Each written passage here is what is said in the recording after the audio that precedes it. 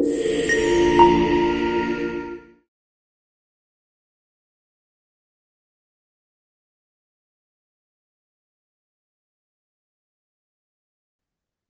morning, good afternoon, good evening. My name is Peter Molyneux, and I am from the Global Leadership Exchange. I use he, him. And today I'm here talking to Greg Kyllo about the GLE Substance Use and Addictions Collaborative. Greg, welcome. Do you want to just introduce yourself to us? Sure, Peter. Wonderful to be with you. Thank you for the invitation. And anytime I get a chance to talk about GLE and the collaborative, it's a privilege. So thanks for having me. I'm Greg Kyllo. I am a person in long-term recovery and a clinical social worker here in Canada, and have the distinct privilege as well as serving as the executive director of the Oake Recovery Center here in Winnipeg, Manitoba. Well, welcome. Do you want to say just a little bit about the service that you lead? Definitely, and came to it in a really sort of personal, natural way through my lived experience. But the service is back here in my hometown where I grew up, actually in Winnipeg.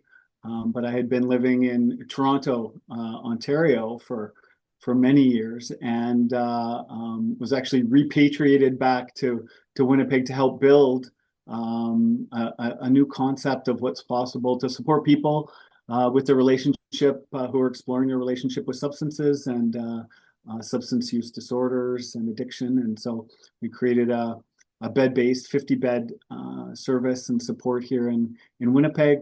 And it's been a great adventure building it and now operating for 5 years. I mean, you referred to your lived experience. I mean, how Mhm. do you think your lived experience informs the approach you take to your work and your leadership style? It really does ground me, and I think it helps me in everything that we do because I have been there, and my personal experience with substance use disorder and the services and supports in the Canadian health care system that I've had to navigate and figure out for myself on a journey that is not a straight line, probably ever for anyone. Hmm. So having had that experience, I really do understand oftentimes what our participants are going through, and can certainly make decisions at every level of the organization alongside folks who are on that healing journey that is complex and as I said, not always a straight line and fitting into nice boxes and policies. So Yeah. it's good to have that lived experience to Mhm. inform how we support folks, and Yeah. I'm grateful to have that. Mm. No, that's really interesting. So, do you want to tell us a little bit about the GLE Substance Use and Addictions Collaborative? Well, this collaborative has been just such a powerful resource for me personally.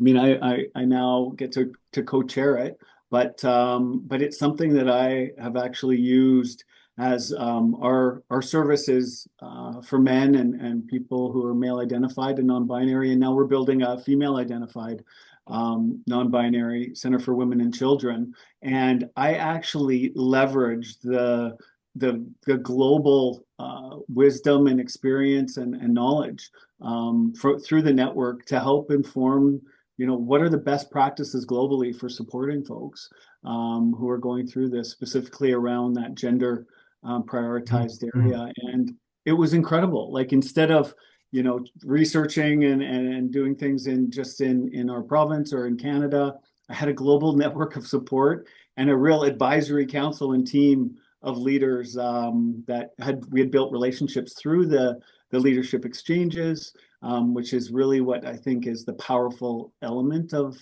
GLE, and then that helps you in a more virtual way stay connected through the collaborative, the substance use health and addiction collaborative that is an ongoing thing throughout the year between the in-person leadership exchanges. So it's the So, perfect sort of combination that way. so there's a strength between having an online community of Mhm. leaders and then coming together in person.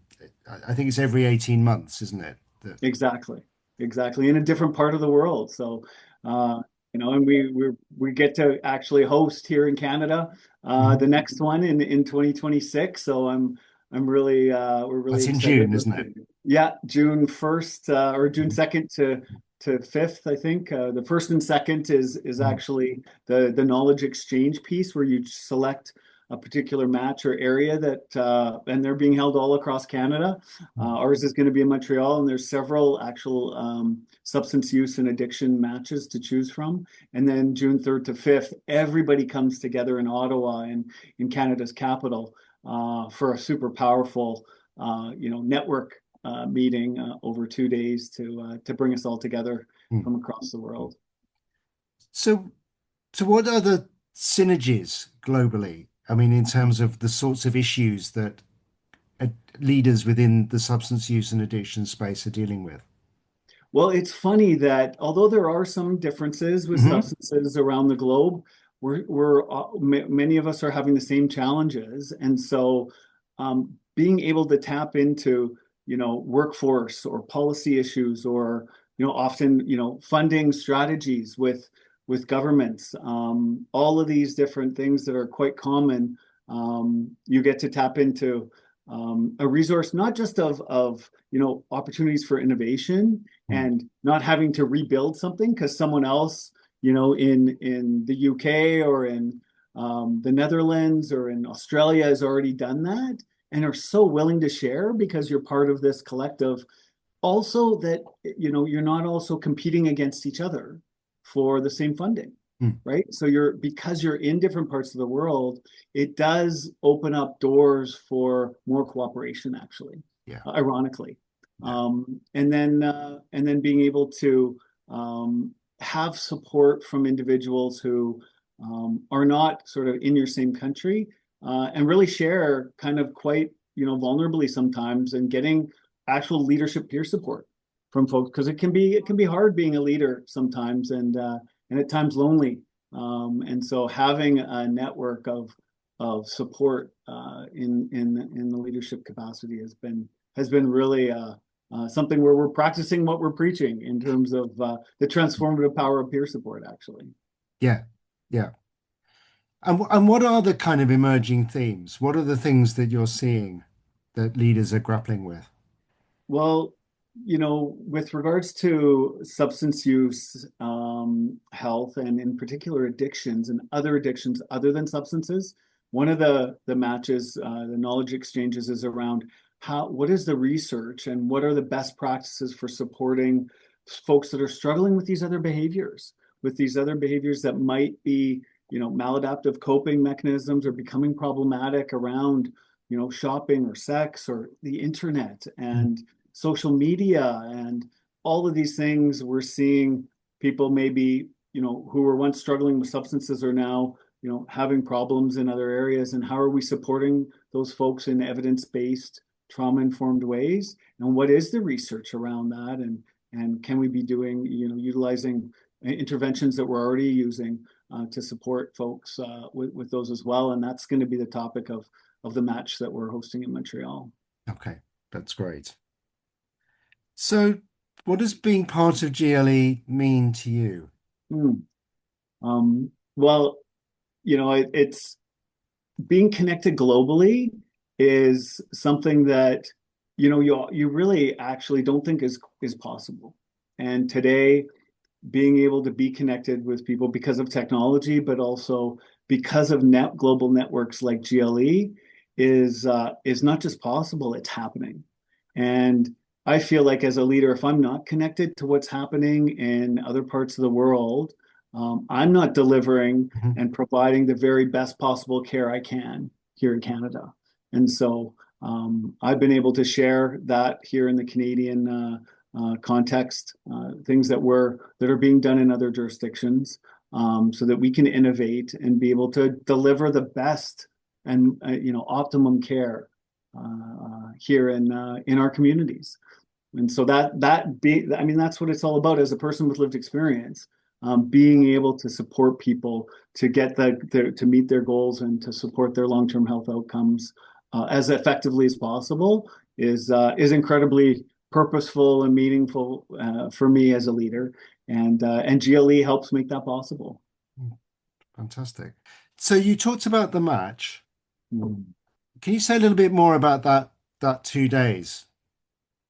So the 2 days is where you get to come together for knowledge exchange and really deep Hmm. sort of connecting with people who are very focused on the same topic. So, for instance, one of the substance use, health, and addiction matches is around youth and more youth focus. One is around co-occurring mental health and substance use health and addiction. So you get to really focus in an area for 2 days and turn the theme is ideas to action for this year. So it's about not just sharing, innovations and what everyone's doing and what's possible, but then what are the actions that we're going to be taking coming out of these 2 days, sharing them with the broader network in Ottawa, but also implementing them when we get home in our communities and having really specific action plans around mobilizing the knowledge that is exchanged. And then you move from Montreal to Ottawa. Yeah, generally on the Wednesday, Hmm. I guess it's the 4th of June, we would be transitioning and traveling to Ottawa. Some folks might already be in Ottawa if their Hmm. matches happen to be there.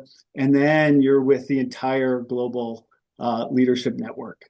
Everybody's together. And that's a powerful exchange of hundreds of leaders from around the world sharing the insights and the knowledge at a high level that's occurred over the 2 days, but then also coming together on global issues and really connecting with people from every part of the world. Well, Greg, thank you very much for telling us about it. I hope the match goes well. Sounds like it's a really interesting set of themes that you've chosen there, and that the conference goes well as well. Mm. Thank you, Greg, thank Peter. you so much for joining us today.